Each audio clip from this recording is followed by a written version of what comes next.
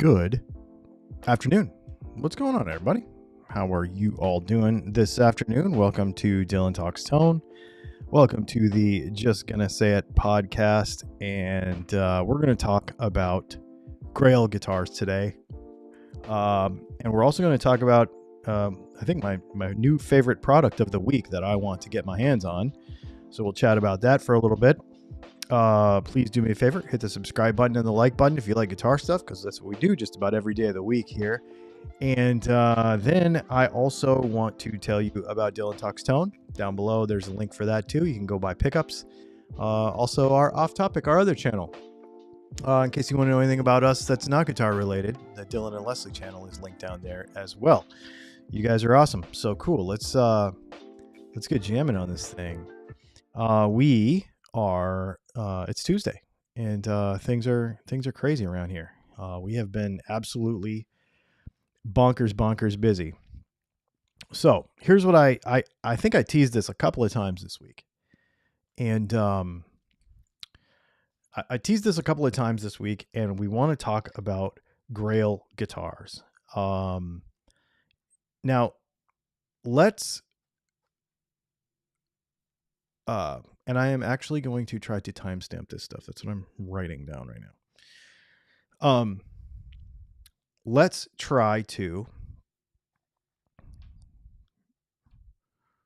concentrate on more than one thing at a time. So let's try to define Grail guitar here. Okay. So this could be one guitar. This could be a collection of guitars. This could be a bunch of guitars. This could just be stuff that you are dreaming of. We've had so many conversations over the last few weeks, and you're probably tired of hearing about it, but I think the world needs to hear about it, okay? Cheap guitars are cool. Less expensive guitars are cool. We all need them for various reasons. We don't even need to get into why.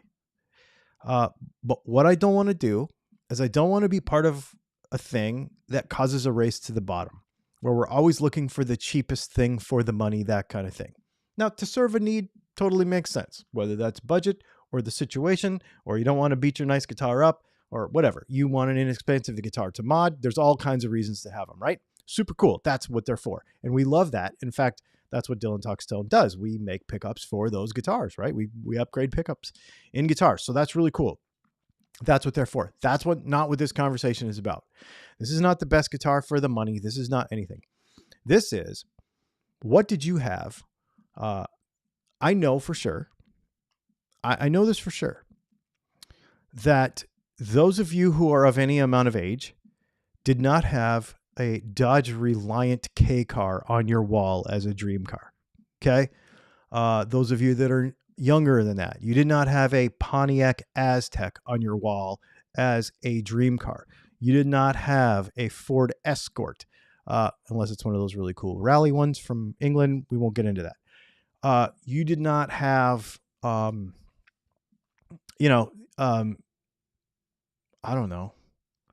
You didn't have anything ugly on your wall, right? Like, it was always something that you were aspiring to. Even if you knew you could never have it, it was still cool to look at it.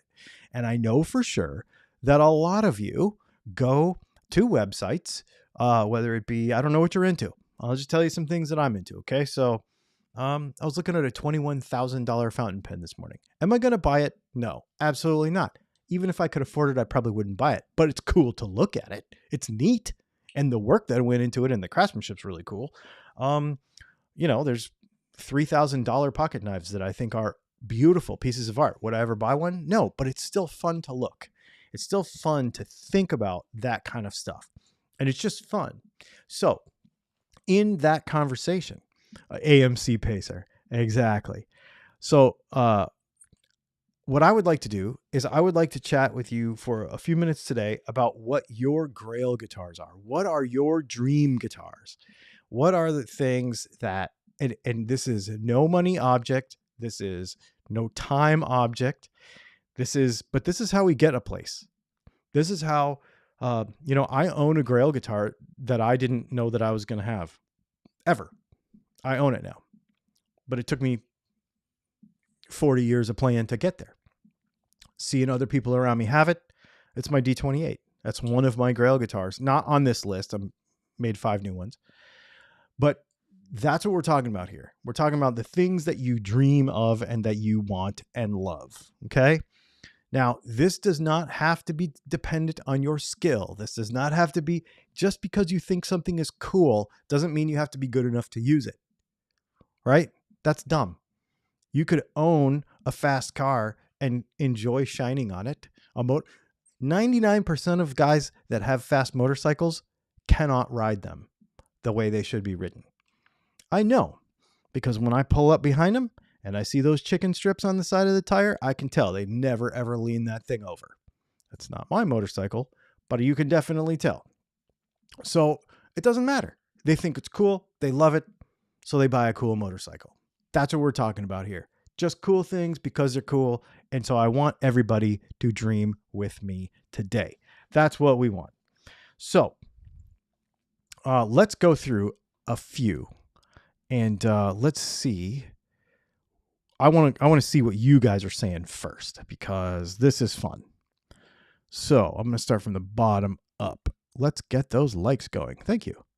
I appreciate that. Let's see. So we've got a Gibson Heritage Elite, so an 80. So you want to go kind of vintagey. Let's see here. 335. You have some stuff. So it's hard to come up with other stuff that you want. I get that. I pretty much aspire to skill acquisition now that your equipment meets a certain standard. But there's got to be something you dream of. There's got to be something that you see, that an artist that you follow, that something. There's got to be something that you just enjoy. Early 70s Tele Deluxe. That's a really cool option. Black Beauty Les Paul is a great idea. Let's see. The Edges Black on Black Maple Neck 70 Strat. That is fantastic. I dig that a lot. Why are you giving me a thumbs down? You know this is fun. Let's see. What else do we got here? A Plymouth Neon. Yes, we know nobody's dreaming of a Plymouth Neon. They did have that one fast one, though, but it blew head gaskets a lot. Let's see. The Reliant was a beast. Schecter Tempest. Well, that's interesting. A build from K-Line. Now, that's really cool. And, of course, a TTG. I get that, too. I want a custom shop Les Paul with access heel and no Floyd. Very cool. Cool. We're digging this. So there's a bunch of stuff in here. People are really loving this, man. This is awesome. All right. Well, that's kind of the idea. Also love my 66 ES 175. Ooh, so you already have something. Gibson Johnny A. Martin D28 has been my Grail guitar. Dude, let me tell you. I know that guitar is expensive, but in the grand scheme of things, a few years of saving up or some Sweetwater fiddling, make it a goal to buy one. That guitar is just, it stops my, I don't know. It literally stops time. I can sit down and that guitar just, I don't care about anything else. It is so good. And I have some really good guitars. My other acoustic, my Breedlove and my McPherson are unbelievable guitars. But there's something about a D28, like a proper Martin, that every other guitar is trying to be, that guitar is just it.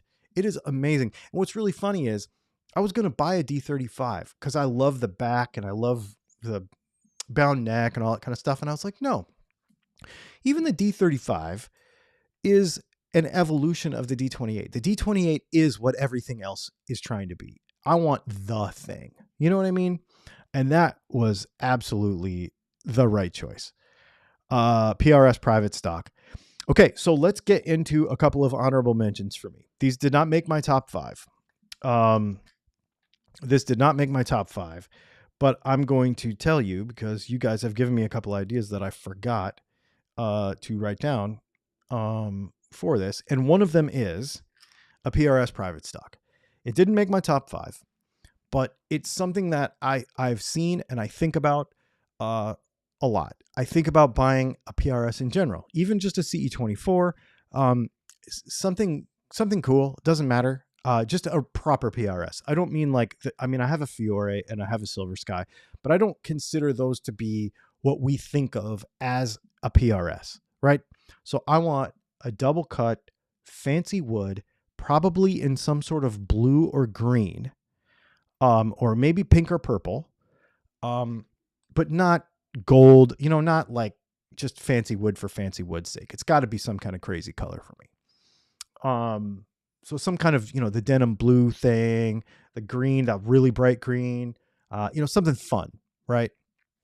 And just really over the top. That's what I would really, really like to have if I was to have one of those. The only downside for it, for me personally, is that I have all kinds of other things that I want instead. So that's way down on the list. That's why it is a kind of a not a runner-up, but an honorable mention. And somebody else just reminded me of another one. And here's what I would say is a lot of my honorable mention guitars are going to be custom builds by people that I know and love. Doug Cower. I would love to have a Doug Cower guitar. I would love to have a Lucky Dog from Anthony Sims. I just got a Texas Toast guitar, but those guitars to me are kind of runners up because again, those are kind of, I don't want to say copies, but they're a thing that is their own things. You'll see on this list, I want the standard. I want what, in my mind, I want what everything else is trying to be. Like that to me is what I am very, very interested in. So yeah, let's see. You have your Grail guitar, your Les Paul standard. Isn't that cool when you get to do that? And it's funny, it doesn't have to be some crazy thing, right? And that's why, because the Les Paul standard is just, it's the standard. It's the guitar, it's not trying to be anything because it is the thing. And that to me, that's what's important to me. That I like having that feeling of those things. So I tell you what, let me give you number 5. And I'm actually going to show you a version of, we're going to give you number 5. Let's see here. Number 5 on my list is going to be this guy right here. So this is going to be any early 60s pre-CBS Strat build, either a legit one from the year or a custom shop version like the one you see here. I would rather have a rosewood neck, okay? And I would rather it be a darker colored guitar. And to me, a Strat needs to be nasty. I want this thing to be dirty and gross and nasty. Like that to me is how I want my Strat. If I want an old one, or if I want something that is giving me the feeling of being old, I want it to be nasty. I want it to be completely just ruined. That is what I want, because I really, really love the feeling of a beat up old guitar if it is done properly. Whether it's by legit wear because it's a real one, that would be $30,000, or one of these that's, between $6,000 and $10,000, depending on which custom shop one you get. That is probably my number one thing is a Strat. I just number 5. That's my number 5, which is really funny, you might think, because I'm really into Strats, but number 5. An original 70s Stratocaster. That's pretty cool. Strandberg J7. Interesting. Yeah, these are great. These are great things. I love it. Any player grade Strat from 1964 only because it's my birth year and it would cost me between 12 and 20K. Yeah, so that's what I'm saying. I would probably, realistically, I could buy a custom shop one like the one you just saw. It wouldn't be that one. I would have to shop for quite a while and look for the right one. But it would have to be either that or a vintage one, obviously. If we're just dreaming and we're not being practical, I probably would want an actual vintage one. But even then, I don't know, because I would not want to be afraid to play it. I could buy a custom shop Strat and not be afraid to play it and gig it and stuff. But if I had an actual 1963 or 64 Strat, I wouldn't want to gig it or anything. I have a bunch of friends with a ton of vintage guitars. One of my buddies does legitimately gig his old stuff. But I don't know. I don't know if I could do that. A birth year Strat for me would be a 3-bolt. So that would be super cool. Maybe one of those Antigua ones. That'd be pretty awesome. A birth year Strat's a great idea, actually. All right. It looks like we're caught up. What's up, Brian Duggan? Looks like we're caught up. So let's go ahead and go into number 4. I've got a custom shop 54 Telly that is a Grail guitar for me. And I also want a Gretsch Penguin. Ooh, nobody's brought up a Gretsch yet. That's not on my list, but that is a very, oh my God. I completely forgot a guitar.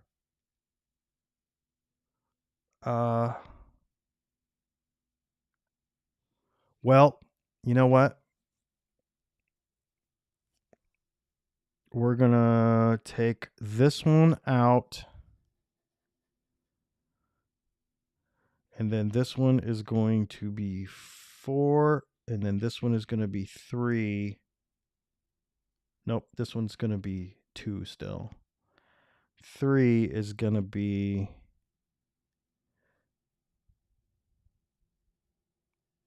Okay.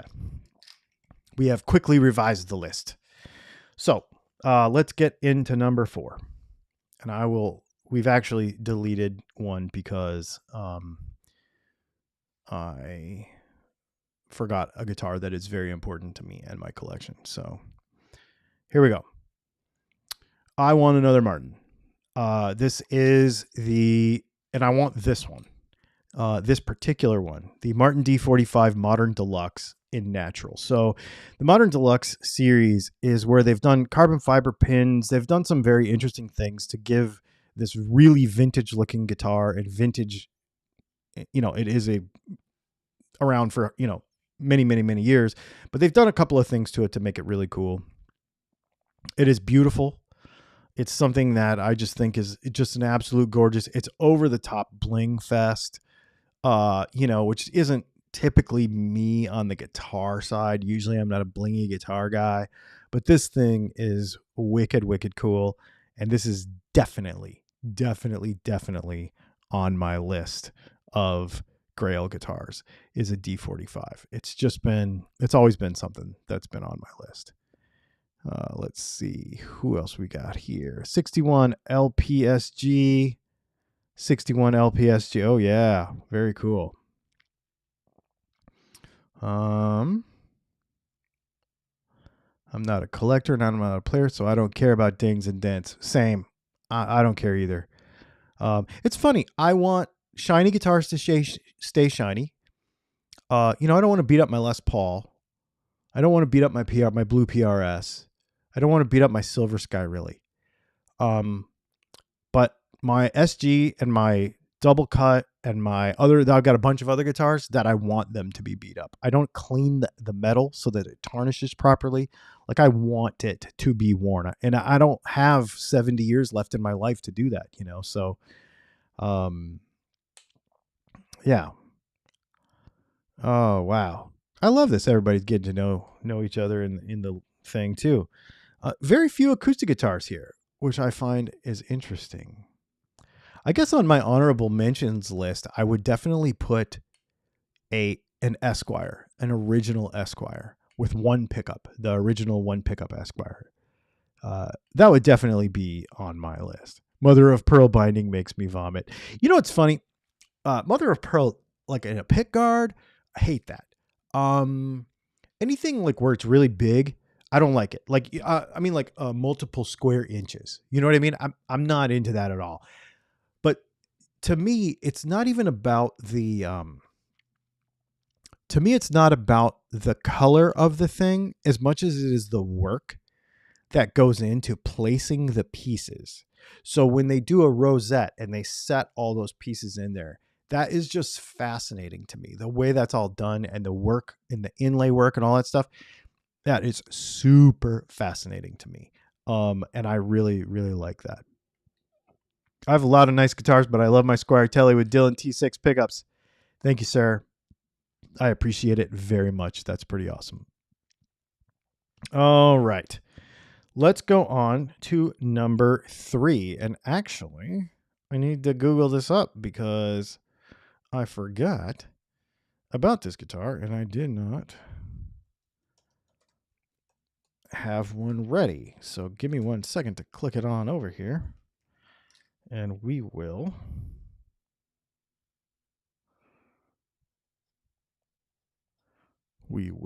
get it going. Okay. Let's see if they've got the right one that I can show you. Well, this is close. So we will go with this. This is close. You may or may not know, probably mostly may, know that I am a massive P90 fan. And to me, the standard for all P90s is the late 50s Les Paul Jr. This guitar in TV yellow is the one that I want. Of all of them, I want a TV yellow Junior, but I would want the proper Murphy Lab one. I probably wanted a little bit more beat up than this. If I could not have a real one. Now, a real one of these is going for about $15,000 to $18,000 for a really good one now. And so $4,000 almost kind of seems okay. Like it seems like it's not that big a deal. I mean, it is obviously, right? It is, but this is something that this is a dream guitar for me. This has been on my list for many, many years. To the point, in fact, I'll show you.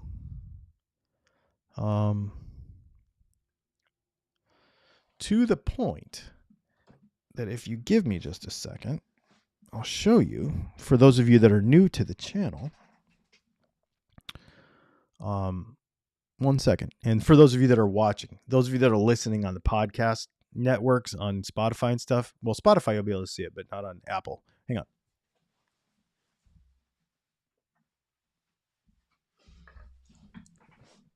One of my viewers and good friends, Don Siltonen, built me this guitar. And it is an absolute beast of a thing. It's got my P90 in it, obviously. And we have freeze checked the finish. And we added a pinup girl on the front. We added a pinup girl on the back. So this is my double cut Junior for now that Don built me from scratch. This is not a kit. This is blocks of wood. He made this thing from scratch and pulled off this version of TV yellow that I actually love. It's really lemony, it's a little bit greener and brighter than the normal TV yellow, but I really love it. And it is very cool. This guitar is one of my pride and joys, but this is also one of my guitars that I want it to get beat up. As we just lean it over there with no care whatsoever. So yeah, that's one of my things. All right, let's see what else we got here. I love the color that a P90 brings all my grunge roots out for sure, dude. P90s rule. They're the best. Let's see. Gretsch White Falcon. Cool. Very cool. Very cool. Love it. Love it. Black Custom Les Paul. Absolutely love that too. A Real Junior is cheaper than a Murphy Lab one. Yeah, but I would want a Murphy Lab one. I don't care about Eastman. So we're talking about dream guitars here. A Chinese copy is not my dream guitar. It just isn't. It will never be. If you're dreaming, dream. Don't try to get one for the money. Like, it's, to me, that just doesn't make sense. Would you replace the original pickups in a Les Paul Junior with your P90? I would, and I have. Yes, my P90 is better than Gibson's for sure. I have my SG Junior, which has the same pickup in it, and mine's better. Yeah, definitely. If I got a custom shop one, I would have to play it and decide. Only because, okay, so I have a bunch of guitars now that I have not replaced the pickups in.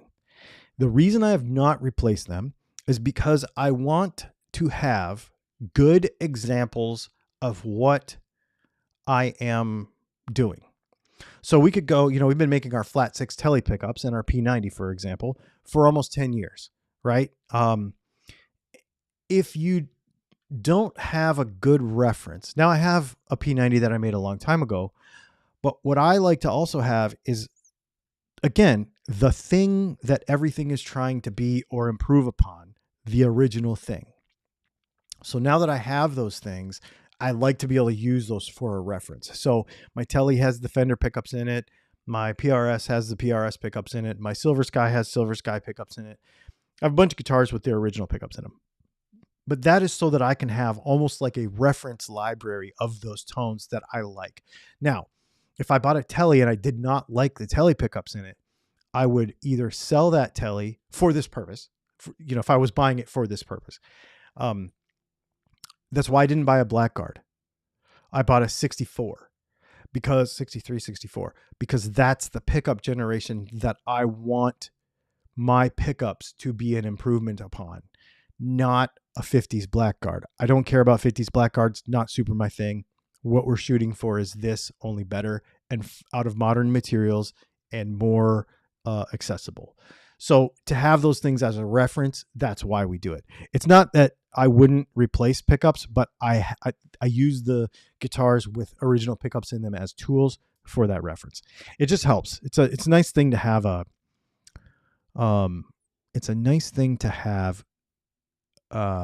and that reference, that an encyclopedia, I guess, of those things. So let's see. And your pickups are sensibly played. Yeah, they are. Yeah. We try to stay pretty sensible with that stuff. 67 Viking 2 Hagstrom. That's pretty cool. All right. So we got through the Junior. Now we're down to top 2. This is pretty crazy. I have to say that I am absolutely over the moon for this guitar. My friend has a 1982 custom shop, or whatever they called it back then, one of these, and I cannot get in his will to get this guitar. Because no lie, this may be the next quote unquote Grail guitar that I own, but I'm probably not going to be able to or in a position to immediately buy the one I'm about to show you. I want a 57 Gold Top. Worse than just about anything. I almost bought a 57 gold top, but not a custom shop one, just the normal Gibson one, instead of my Slash Les Paul. But since Leslie and I both have like a personal connection to Guns N' Roses, and Slash and et cetera, that's why I followed through with the November Rain guitar. But this will be my next Les Paul. I will have a gold top Les Paul. I don't know if I will be in a position, obviously not to buy a real 57. But if I could buy a Murphy Lab 57, like this one that you see here in front of you, this would be, oh my God, I want it. You have no idea. And what's really weird is I don't actually play Les Pauls that much, but the point of it to me is to have this. To me, I understand and I know that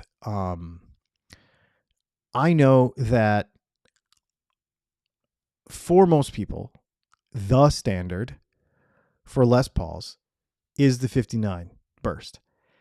But for me, it's the 57 because I'm a pickup guy. And when we start talking about 56 into 57,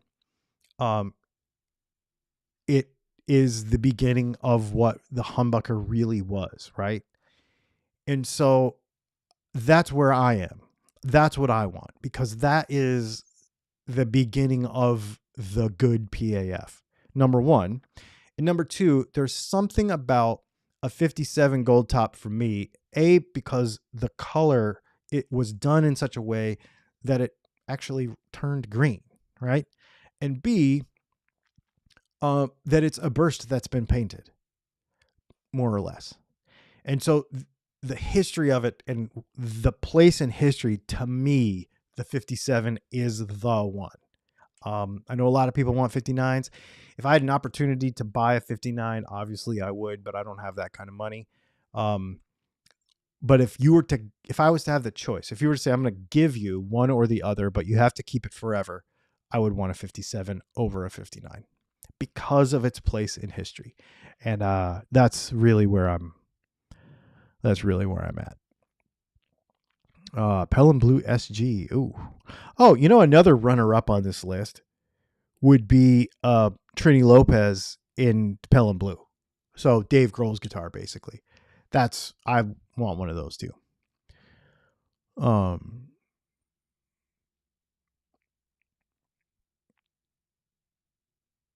You need a Mike Ness. Yeah, a Mike Ness Les Paul would be really cool too, wouldn't it? No gold hardware. No. I'm not a gold hardware. I'm not a gold hardware guy. I think there's a couple of guitars that it matters. Obviously you want a custom to be, like a Black Beauty to be gold hardware. That makes sense. There are some guitars that look good with gold hardware, but I'm not typically a gold hardware guy. Every once in a while, I built when we were building a lot of tellies, I built a couple of white tellies with gold hardware, and they were really pretty. I built one a white telly with gold Bigsby on it, and it was really beautiful. That guitar was really pretty. But I'm typically not a fan. Let's see. I'm so cute. Thank you. I appreciate that. Thoughts on roasted maple necks? They're amazing. I love them. I love them. I love them. Absolutely. Great stability. The only thing you got to worry about with maple necks, roasted maple necks, or anything torrefied like that, is that you don't strip out screw holes when you assemble. When you put tuners on them and stuff. Other than that, they're great. I like them. I don't put finish on mine. I just play them that way. I don't put finish on them at all. Maybe some oil, but I would rather even not do that. I'd rather just leave them completely raw. Yeah. Lucille is the only old guitar for gold hardware. Oh, see, okay, there you go. So the black and gold thing, I feel ya. That being said, if you gave me the choice between like a 64 335 in red, like the normal red one, or a Lucille in black and gold, I would go 335 in red. But that's just me. Thought on passive treble bass cut in a Strat. I'm never going to be a bass treble bleed guy. That is never going to be my jam. Here's the problem. When you're looking at pickups and you go to bring the volume down, the natural tendency for that as it comes closer to 0 ohms with the volume knob is for it to cut out high frequencies, right? Because the high frequencies are the first things to go. So they're going to go no matter what you do. Now, if you add another capacitor and a resistor, it starts to take out the low frequencies from the other way. The problem is that the high frequencies are still going away. So what you're really doing is you're doubly thinning out your signal from both ends. What I feel I like is that it depends on the pickups. Now, I have a couple of guitars with them that came with them from the factory and I've not taken them out. But as a rule, I don't like them because I think they get too thin at lower volumes. So it depends how you play the guitar. If you use your volume knob a lot, I would say don't have one and understand that feeling and that change as the volume knob comes down. If you're up and down a lot. Otherwise, it's just too drastic for me, in my opinion. All right. Are you guys ready for my number 1 Grail guitar? I wonder if anybody's guessed it. I wonder if anyone has guessed my Grail guitar. I'm going to give you just a minute to see. Maybe there's another guitar question in here or two that we can get to see if you have guessed what my number 1 Grail guitar of all time is. If LPs are boring, you switch to 490 AT. Nah, I make my own pickups, dude. We make great pickups, and so I don't really care about that. Would you switch the pickups on the gold top? If it was a custom shop one and it sounded good, no. If it's any other Les Paul, regular Les Paul, yes. Yes, absolutely. Nope, not a Telly. Not a Telly. All right, well, some of you are going to go, oh yeah, duh, when you see this. And this will be in my future. I will save up for this and figure out how to handle one of these at some point. So if you are ready, this is a McPherson. Well, it's not their Camriel. That's the pointy one. This is a McPherson acoustic guitar. This particular one is Macassar ebony with an Engelmann spruce top. This guitar, I believe, is $12,000. Yep, $11,700. At McPherson, now I already own 2 McPhersons, but I have the carbon fiber ones. At McPherson, there's no such thing as quality control. It's either perfect or it's not. You do not get a McPherson and say, oh, it's perfect, except for. You just do not say that. There is nothing. There's nothing. Everything is perfect.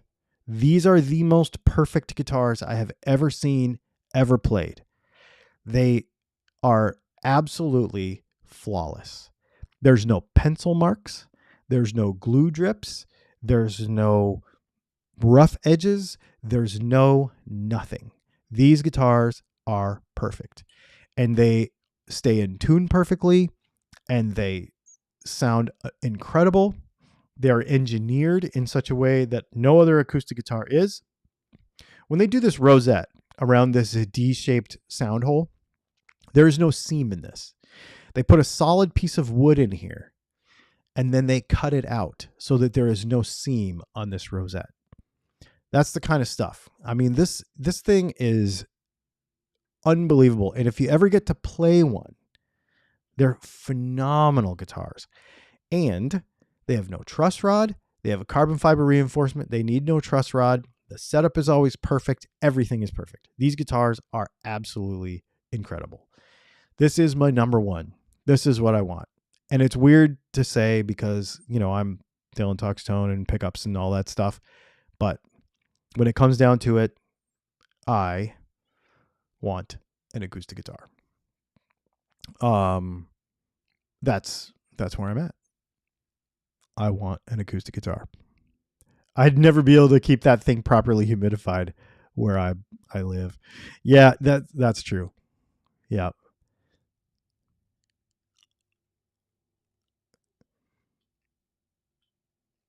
Sorry, son, I had to use your college money. Fortunately, neither of my kids went to school and they have jobs and they're totally fine and I don't need to worry about that.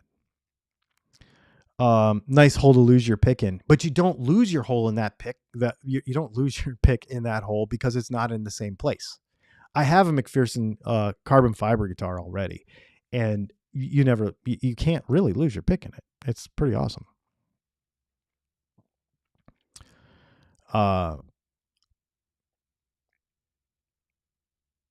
Yep, that thing is that's where I'm going.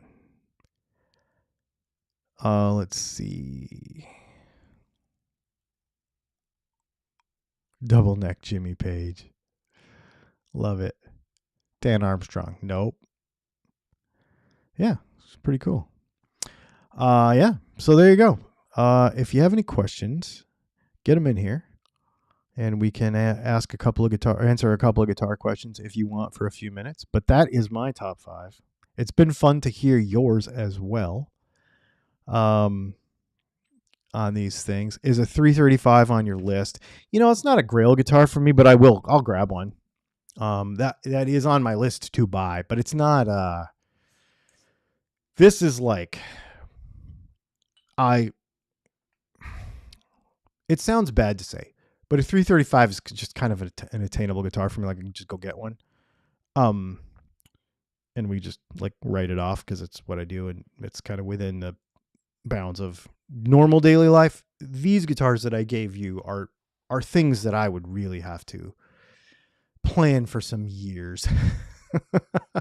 You know what I mean? Like you would have to 12 grand for a guitar. There's a lot of other things that I could spend money on before I spent $12,000 for a guitar. So, you'd have to be in a very good place in life to be able to afford that, or to be able to be not even afford, but to be willing to spend and put that money aside for that, so that's a thing. Where a 335 is just kind of I can just go get one of those for work and we can just call it for work and it's totally fine. Where the McPherson, and even the Martin, when I buy acoustic guitars for me, they have less relevancy to the channel. They have less relevancy to what we do for a living. So it's kind of harder for me to make those purchases because there's no pickup testing to do. You know what I mean? There's no, like the other guitars, for example, like the Tellys and stuff and the Strats and that kind of stuff. Like we talked about earlier, I like to have those for examples. And it's, we use those guitars almost daily. Like I play them a lot. I think about them a lot. I listen to them. I think about what we're doing. I take measurements, all those kinds of things. But with a $12,000 acoustic guitar, it's not really relevant to the normal goings on of daily life, where on a random Tuesday, I'm like, oh, let me grab that Telly and see, blah, blah, blah, and compare it to something that I'm doing on the bench, where you wouldn't do that with a McPherson, at least not in my business. If you were an acoustic luthier, or if you were somebody who did acoustic setups for a living, or if you did something like that, you could justify it, but that's just not where I'm at. So that's kind of the thing. How about an amp that you would use for the McPherson guitar? I wouldn't. It comes with a pickup, but I wouldn't plug it in. I don't plug my acoustics in very often. My McPherson Sable that I have now, which is, it's not as expensive. They're about $4,000 and it's all carbon fiber. You've seen it on the channel before, probably, if you follow the channel. That's the guitar that if I take it out for like an open mic night or something, because I'm not really gigging right now because we're too busy to practice, really. So, but I'll go out for an open mic night once in a while, and I'll take my carbon fiber guitar because I don't have to worry about it. you know, it could be snowing outside and it just doesn't matter. But my other acoustics, I don't really take them out to gig. They're just for me. Because as much as we talk about electric guitar stuff and how electric guitars work and all that kind of stuff, acoustic guitars are where it's at for me. It's what I spend the most time playing, actually. Have you ever demoed all of your pickups? We are going through that process right now, actually. We have, so yes and no. Every one of, if you go to dylantalkstone.com, most of the web pages with products on them have a video from YouTube with those pickups. So in that respect, there are demos of most of our stuff. And right now we're doing a thing on Fridays where we go through each one of our pickups, like selections, you know, like Tele stuff, Strat. We've done Tele stuff and Strat stuff so far. We're going to do humbuckers this Friday. We really explain deeply the full product line and where everything fits in and what you would buy for what and recommendations and stuff.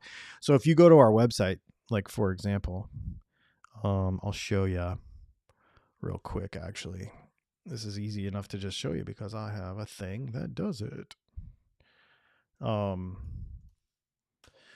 So if you go to our website right now, of course, this is where we are. Dylan Talks Tone. You come up here to shop. And if you go to Strat Stuff, for example, the video that we just made, this video, I'm not going to click on it, but that video is about 6 or 7 minutes long, and it fully explains each of our products, what each one of them does, and which one you should buy for what applications. That's what that video does. And then if you go into any of these products, you will see for like our Bonneville pickups, and you scroll down here, there is a YouTube video that features those pickups where you can hear those pickups for most of our products. We don't have all of them done, but most of them, and it's something that I am actively working on right now to complete. Time for a DTT piezo. You know, people have asked me about acoustic guitar pickups, and it's one of those things where I know what I'm good at, and I'm not good at that. And I'll let LR Bags take care of that, or I'll let Cole Clark take care of that stuff because they make great stuff. We make fantastic Strat pickups, humbuckers, P90s, and Tele pickups. That's our bread and butter, and that's what we know what we're doing. And so that's kind of where I'm at. Let's see. I might want a DAF for my Epi 335, dude. That's the jam. That's what I would put in there. Anybody says I have a Sheridan, I have an Epiphone 335, I have anything like that, I always direct them to the DAF. That is the jam. Do not get the one that's not wax potted and put it in a hollow body guitar though. Get the regular wax potted one. The DAF is that's our PAF. Stands for Dylan Applied For. It was Jimmy Soldo at Jersey Shore Guitar Garage's idea to call it that. And that's what it is. It's like 7.6, 7.8K, something like that. Alnico 5s. They sound fantastic. You can get them open or closed or whatever you want. We have some special edition ones. On the front page of our website, you go down towards the bottom, and there's I'll just show you. Since we're talking about this, I'm really excited about this. We put this section in on our website, and I'm stoked about it because I'm having fun making the stuff. So on our website at Dylan Talks Tone, if you scroll down here, you'll see the Dylan Talks Tone pickup vault. Okay. And in here is some limited edition stuff. Now we may only do one set of this stuff when it'll tell you on each of these pages, but we'll do one set. We'll do maybe 10 sets. We'll do a few sets of each thing at a time. So for example, we've got our whiteout DAF and Super 8s. So if you want all white, you can get that. We've got our blackout ones that are, those are Super 8 humbuckers, and those are all black screws, black pull pieces, everything. We have the P90s from the Gretsch video yesterday. I think we have, I don't know, we sold 3 or 4 sets of those. So maybe we have 5 or 6 sets left of those. And of course they're wound like our normal P90s. It's just really fancy on the outside. For an extra $20 because it takes me a little extra time to make the covers, And then like our clear humbuckers here. So for example, these clear humbuckers, you can get those in any one of our pickup. So our Thruxtons, our Smoothies, our Super 8s, our DAFs, our 8 balls, or our center punches, you can get a set of clear bobbin humbuckers. In fact, I'm working on a set of those today. So, 5 sets of those today. So, those are the kinds of things, just to give you an idea, that we're doing in this particular little section. So check back on that from time to time, because that's going to be changing up from time to time so that you don't miss any of that cool stuff that we've got going there. I've been thinking about doing like an email to let people know when stuff's on there so they don't miss it. Because some of the stuff's, we had a gold set of those those P90s, those mesh P90s. We had a gold set of them. They lasted like 2 hours. You know what I mean? So they just go so quick. And if you're on Patreon, patreon.com/DylanTalksTone, or a YouTube member, I typically will put that stuff on Patreon first and let people have a crack at it. Because on Patreon, we give everybody a 10% discount. There's a discount code if you're on Patreon. So I usually give them first crack at it. So I think that's what happened. I think those ones didn't last very long. So, well, very cool, you guys. It's been super fun. Electric violin. Wow, that's really cool, man. Electric violin is neat. Thoughts on iconic guitars going under because of BC Rich? I did not watch that video.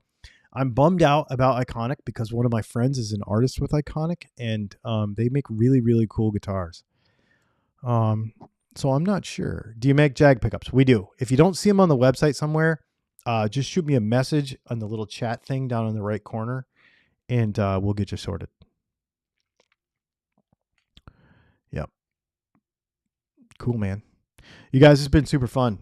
Thanks for talking about dream guitars with me today. This has been great. I absolutely love it. The way we talk about stuff is important, and I want to make sure that we're dreaming and we're pushing forward and we're having fun. I don't want to worry about the cheapest guitar in the room and the race to the bottom. I want people to enjoy playing guitar. And if we have to buy inexpensive stuff because that's where we are, that's totally fine. But keep dreaming, man, because that's what we do. This is about creativity and thinking about like what's cool, not how you can tell somebody you got a better deal than them on some knockoff thing. You know what I mean? Like that just turns into an argument. Like, how are you being creative with the thing? You guys, it's been great. We will see you on Thursday night for our live stream.